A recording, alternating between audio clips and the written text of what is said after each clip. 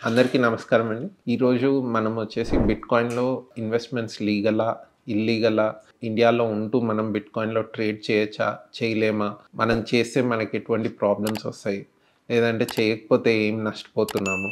ఇవన్నిటికి ఆన్సర్స్‌గా ఈ వీడియో చేస్తున్నాను.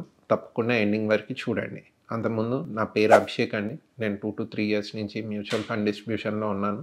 అలానే ఇన్సూరెన్స్ అండ్ ఫినాన్షియల్ ప్లానింగ్ చేస్తాను. మీకు ఎటువంటి ఫినాన్షియల్ ప్లానింగ్ అసిస్టెన్స్ కావాలన్నా తప్పకుండా నన్ను కాంటాక్ట్ చేయొచ్చు.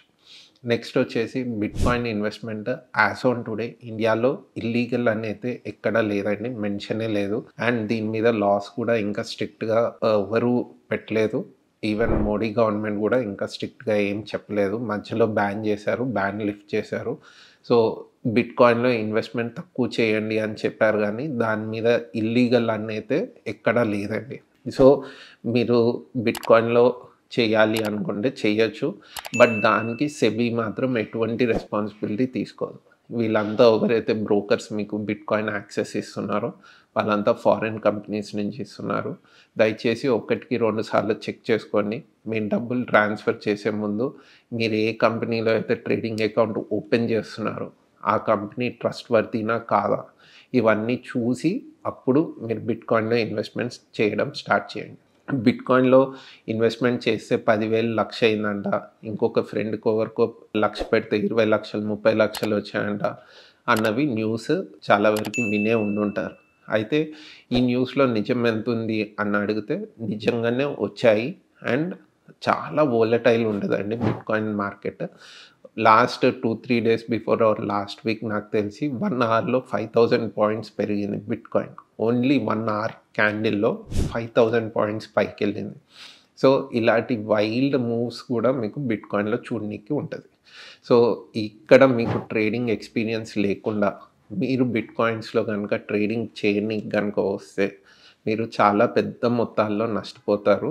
మీరు ఏ తప్పు డెసిషన్ తీసుకున్నా, మీరు గనుక స్టాప్ లాస్ పెట్టుకోకుండా, ట్రేడ్ మేనేజ్‌మెంట్ లేకుండా, సైకలాజికల్‌గా మీరు వీక్ ఉండి, బిట్‌కాయిన్ కొంటే చాలు నాకు డబ్బులొస్తాయి అనుకోవడం మాత్రం తప్పండి. కొనడం, అమ్మడం అదంతా ట్రేడింగ్ స్ట్రాటజీ. అది చూసుకొని ఇన్వెస్ట్ చేయండి. స్కామ్స్‌కి అస్సలెళ్ళకండి. ఎవరైనా వచ్చి మీ దగ్గర నేను బిట్‌కాయిన్‌లో ఇన్వెస్ట్ చేశాను. మీకు నెలకి 10% ఇస్తాను. లేదు మీరు 1,00,000 పెడితే నెలకి 5% ఇస్తాను. నెలకి 8% ఇస్తాను. ఇలా చెప్పి చాలామంది దగ్గర బిట్‌కాయిన్ కోసం ఇన్వెస్ట్‌మెంట్ తీసుకొని ట్రేడింగ్ చేసి ఒక 2 మంత్స్ ఇస్తారు.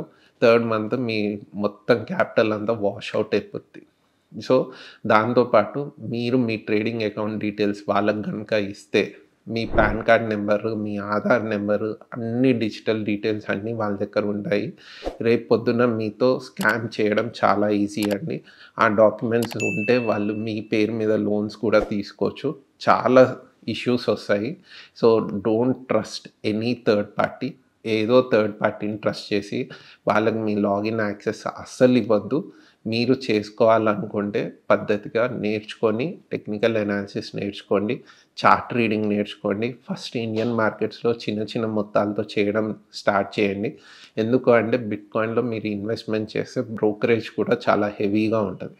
సో, మీకు మినిమమ్ ఒక 300 పాయింట్స్ మూవ్ అయితేనే మీరు ప్రాఫిట్‌లో ఉంటారు. అది 300 పాయింట్స్ కన్నా తక్కువ మూవ్ అయితే మీరిచ్చే బ్రోకరేజ్ తర్వాత మీకు మిగిలేదేమి ఉండదు. సో, మీరు జాగ్రత్తగా చేసుకోండి. బిట్‌కాయిన్ అయితే ఇల్లీగల్ కాదు.